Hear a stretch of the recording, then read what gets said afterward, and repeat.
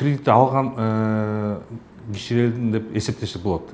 Негизи мындай санап келсек, өзүңүз деле билесиз да, Кыргызстанда 6 миллиондон ашык киши иштейт, жашайт. Анан бул жанагы кредит ала турган кишилерди эметип келсек, санап келсек, бул баардыгы 100% деп эсептесек деле болот да. Негизи мындай элдер келипки ушул кредиттик насыя бюросу боюнча маалыматты жакшы түшүнбөйт экен да негизи.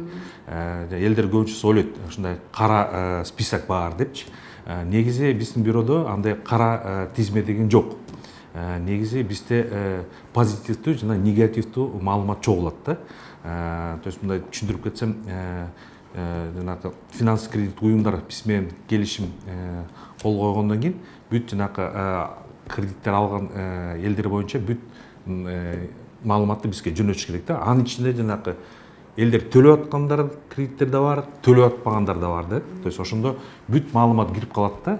Анан ошол биздин базага бөлөк жана финанс кредит уюмдар жаңы кадрлар кайрылышканда кредитке бизден ошо маалыматты сурайт. Анан ошол жерден көрөт да, ушул киши канча кредит алды, кандай төлөп атат, полностью графигин көрөт да.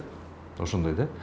Негизи азыркы биздин Кыргызстанда мыйзам боюнча кредит алмаштыруу информация деген мыйзамыбыз бар. Ошол мыйзам боюнча бул кредиттер боюнча маалымат биздин бюродо 7 жыл сакталат да.